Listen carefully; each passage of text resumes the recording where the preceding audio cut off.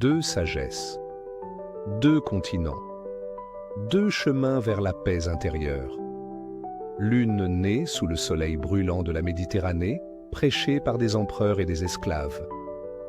L'autre surgit des vallées silencieuses de l'Inde, transmise par un prince devenu mendiant. Le stoïcisme et le bouddhisme, deux écoles millénaires qui, sans jamais se croiser, ont répondu à la même question. Comment vivre sans souffrir dans un monde incertain? Mais lequel est fait pour vous?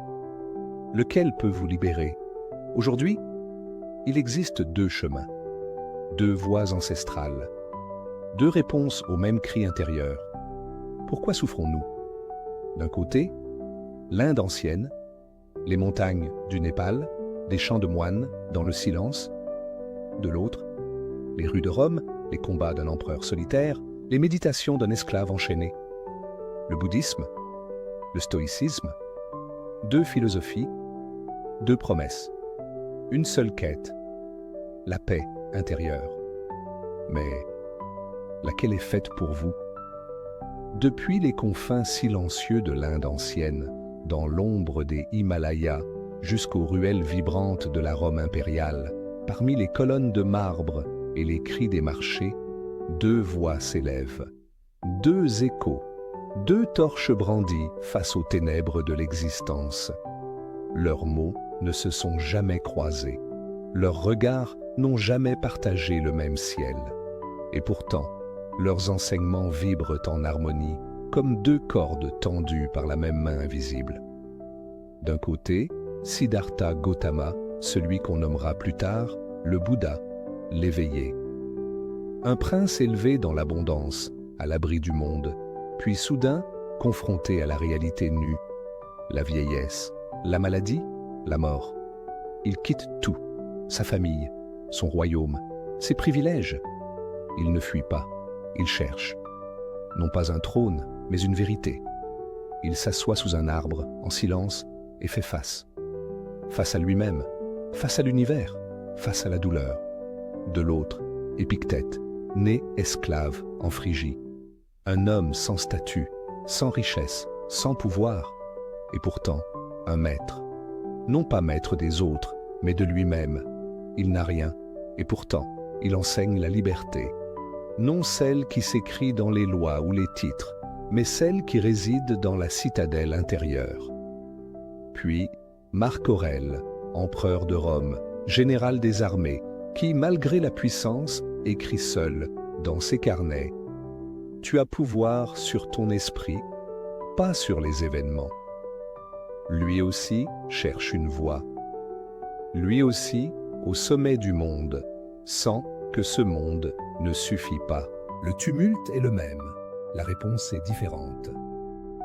Ce que ces deux traditions affrontent, c'est le même drame universel, la souffrance, l'inconfort de vivre, la douleur d'aimer et de perdre, de désirer et d'être frustré, de naître avec une conscience qui sait qu'elle mourra. C'est cela, l'épreuve humaine. Une tension constante entre ce que nous voulons et ce que la vie donne. Mais la souffrance n'est pas un verdict. Elle est un point de départ. Le Bouddha observe, tout est souffrance, mais il ne s'arrête pas là. Il cherche les causes. Il les dénude. Il les nomme. L'attachement, le désir, l'illusion d'un soi immuable. Selon lui, nous souffrons parce que nous voulons retenir ce qui, par nature, est fait pour changer. Nous voulons que la jeunesse dure, que les êtres ne partent jamais, que le bonheur soit permanent. Et c'est ce refus de l'impermanence qui crée le feu du mal-être. Il dira « Tout ce qui naît est condamné à disparaître ». La vérité est brutale. Mais dans cette brutalité, il trouve une clé. Si tout est impermanent, alors rien ne mérite qu'on y soit enchaîné. Si tout passe, alors la paix vient non pas de la possession, mais du lâcher-prise. À Rome, Épictète regarde le monde d'un œil tout aussi lucide. Il ne parle pas de karma ou de réincarnation. Il n'emploie pas le mot désir comme flamme à éteindre. Non, il parle de discernement. Il trace une ligne claire, nette comme un sabre. Il y a ce qui dépend de toi et ce qui n'en dépend pas. C'est là, dans cette distinction, que réside toute la sagesse stoïcienne. La douleur, elle viendra. L'injustice, elle frappera. La mort, inévitable. Mais aucune de ces choses n'a le pouvoir de nous détruire si nous refusons de leur donner les clés de notre esprit. Selon lui, nous sommes esclaves non des choses, mais de nos jugements sur les choses. La perte d'un être cher n'est qu'un événement. C'est l'idée que cela ne devait pas arriver qui nous broie. Le stoïcien ne cherche pas à éteindre le monde. Il cherche à ne plus s'y brûler. Ainsi, deux voix, deux langages, mais un même combat, celui de la liberté intérieure. Le bouddhisme veut nous réveiller du rêve de la permanence. Il nous apprend à voir clair, à ne pas s'accrocher. Il dit « Regarde la vie comme elle est, et non comme tu voudrais qu'elle soit. » Et dans cette lucidité, il propose une paix qui ne dépend de rien. Le stoïcisme, lui, veut nous rendre inébranlables. Il dit « Sois un rocher au milieu de la tempête. » Il ne promet pas l'absence de douleur, mais la capacité de la traverser sans se perdre. L'un veut éteindre le feu du désir, l'autre veut le contenir dans un brasier sacré, dirigé vers le bien, vers la vertu, vers l'ordre du monde. Et c'est ici que le dialogue devient fascinant. Le bouddhisme regarde l'ego et dit « C'est une illusion. Lâche-le. Observe. Contemple. Libère-toi. » Le stoïcisme, face au même ego, répond « C'est une force brute. Dompte-la. Renforce-la. Mets-la au service du bien. » L'un cherche la paix dans le vide, dans l'extinction du désir, dans la tranquillité intérieure. L'autre trouve la paix dans l'effort, dans l'acceptation, dans l'héroïsme quotidien. Pour le Bouddha, la douleur est un nuage. Observe-la passer, ne t'y attache pas. Pour Épictète, la douleur est un feu. Plonge-y ta volonté, purifie-toi. L'un parle de non-attachement, l'autre de résilience. L'un te montre comment te libérer du monde, l'autre comment traverser le monde sans te briser. Deux voient une même lumière, mais ces différences ne sont pas des oppositions. Elles ne s'excluent pas, elles se complètent. Quand le monde devient trop lourd, le bouddhisme t'apprend à lâcher prise, à ne pas t'agripper à ce qui glisse. Quand la vie devient exigeante, le stoïcisme t'apprend à tenir bon, à transformer l'adversité en vertu. Quand le cœur est agité, la méditation bouddhiste t'offre le silence. Quand l'âme vacille, la rigueur stoïcienne te rappelle ta puissance. Il y a des jours où il faut voir l'illusion, et d'autres où il faut embrasser l'épreuve. Il y a des moments pour se dissoudre dans le vide, et d'autres pour se dresser dans la tempête. Ce chapitre n'oppose pas, il relie. Il t'invite à écouter deux voix anciennes qui, de l'Inde à Rome, ont cherché la même chose. Une manière de vivre, de souffrir, de mourir sans être esclave de la peur ou du désir. Le bouddhisme te tend la main pour t'éveiller du rêve. Le stoïcisme te tend la main pour t'élever dans la réalité. Et entre les deux, il y a toi. Toi qui peux choisir, non pas un camp, mais une alchimie. Car parfois, la paix ne vient pas d'un seul chemin, mais de la rencontre de deux sagesses, deux flambeaux, deux regards sur le même mystère. L'art de vivre, libre, au cœur du monde. Aujourd'hui, l'opposition entre l'Inde et Rome n'a plus de sens. Le monde moderne, riche de ses cultures et de ses savoirs, est un terrain d'unité et d'échange. Les frontières, qui séparaient jadis la pensée stoïcienne et bouddhiste, se sont dissoutes dans l'immensité du monde. La sagesse n'est plus un bien que l'on conserve dans un territoire défini, mais un bien commun que nous pouvons emprunter à chaque instant, là où nous le trouvons. Le temps des choix exclusifs appartient au passé. Pourquoi se limiter à une voie quand on peut emprunter toutes les routes qui mènent à la paix intérieure? Le réveil est un moment crucial. Il est celui où tu choisis de répondre au monde et non de te laisser simplement réagir. Le stoïcisme te prépare à cette rencontre. Lorsque l'aube se lève, sois comme un soldat prêt pour la bataille intérieure. Lève-toi avec discipline, avec l'intention claire de faire face à ce qui pourrait te déstabiliser. La vie, avec ses hauts et ses bas, est une mer agitée. Mais toi, tu choisis de t'ancrer dans la sérénité. Dis-toi chaque matin, « Aujourd'hui, je rencontrerai l'ingratitude, la jalousie, la bêtise.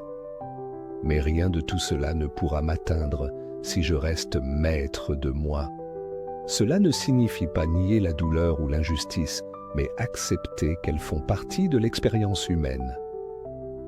Le stoïcien sait que ses pensées et ses émotions ne sont pas des phénomènes qui surgissent sans sa permission.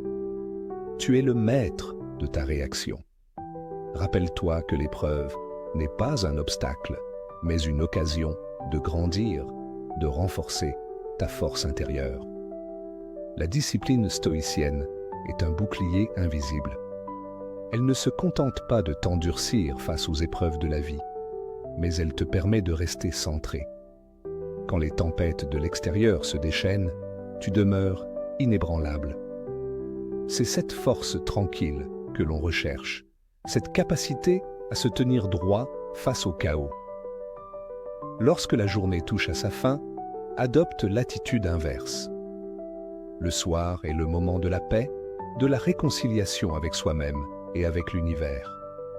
La sagesse bouddhiste t'offre un refuge dans la contemplation. Tu as affronté le monde extérieur toute la journée. Maintenant, tourne ton regard à l'intérieur. Ferme les yeux et laisse ton souffle devenir le point d'ancrage. En respirant profondément, tu te laisses traverser par chaque pensée, chaque émotion, sans les retenir, sans les juger. Laisse-les glisser comme des feuilles tombant dans un ruisseau. L'instant présent devient alors ton terrain de méditation. C'est un art subtil, celui de lâcher prise. Accepte que ce que tu pensais être toi, tes idées, tes émotions, tes ambitions, ne sont que des phénomènes temporaires. Tu n'es pas tes pensées, ni tes désirs. Tu es l'espace qui les observe, un espace silencieux et vaste. En cultivant cet espace, tu peux te détacher de ce qui t'entrave et te recentrer sur ce qui est essentiel, la paix intérieure. Ce détachement n'est pas une fuite du monde, mais une manière plus juste de le percevoir, sans être esclave de ses illusions. Ces deux philosophies, l'une fondée sur l'action, l'autre sur la contemplation, ne sont pas opposées. Elles se complètent et s'enrichissent mutuellement. Le stoïcisme t'apprend la force dans l'action, le courage d'affronter la vie avec détermination. Le bouddhisme t'enseigne la paix dans la contemplation, l'art de regarder sans être pris dans le tourbillon des pensées et des émotions. Ensemble, ces deux voies offrent un équilibre précieux, presque magique. L'engagement lucide face au monde extérieur et la sérénité détachée face au monde intérieur. Car la paix n'est pas dans le rejet du monde ni dans sa conquête, mais dans l'art de vivre chaque instant avec présence et justesse. Cette quête de paix n'est pas celle de l'évasion, mais celle de la pleine acceptation, de la capacité à voir le monde tel qu'il est et à y répondre avec clarté. Tu apprends ainsi à être à la fois actif et calme, engagé et détaché. Comme le dit Épictète, ce n'est pas ce qui t'arrive qui importe, mais comment tu y réagis. Cela signifie que tu as le pouvoir de choisir ta réponse face aux événements de la vie. Le pouvoir de transformer chaque défi en une occasion de croissance. Dans le même sens, le Bouddha nous rappelle: le lâcher-prise est la clé du bonheur. Lâcher-prise ne signifie pas renoncer à la vie ou à ses responsabilités, mais accepter que certaines choses échappent à ton contrôle. Quand tu laisses aller le désir de tout maîtriser, tu crées un espace pour la paix, pour une vie plus sereine et plus fluide. En réalité, ces deux philosophies, si différentes dans leur forme, partagent un même cœur, celui de la sagesse. Elles se rencontrent dans l'idée que la paix intérieure est un état d'être, une manière de se tenir dans le monde. Elles se nous invitent à être présents, à accepter ce qui est et à réagir avec sagesse face à tout ce que la vie nous offre. La paix, ce n'est pas quelque chose que l'on trouve à l'extérieur de soi. Elle est intérieure. Elle naît dans la manière dont tu choisis de vivre chaque instant. Elle réside dans ton regard, dans ta capacité à être en harmonie avec toi-même et avec l'univers. Elle est à la fois l'action et la contemplation, la force et le lâcher-prise. Elle est l'équilibre entre le stoïcisme et le bouddhisme, une synthèse vivante qui te guide vers une vie plus sereine et plus profonde. Stoïcisme, bouddhisme, deux rivières anciennes, deux souffles de sagesse à des siècles d'intervalle, mais pour la même humanité, la tienne. Choisir l'un, c'est bien. Choisir les deux, c'est profond. Mais surtout, choisir de pratiquer, de transformer ton esprit, de devenir maître de ta paix, c'est cela, le vrai choix. Dans un monde qui agite les passions, sois celui qui reste calme. Dans un monde d'illusions, sois celui qui voit clair. Dans un monde qui court, sois celui qui s'assoit. Alors tu sauras, la paix ne s'obtient pas, elle se devient.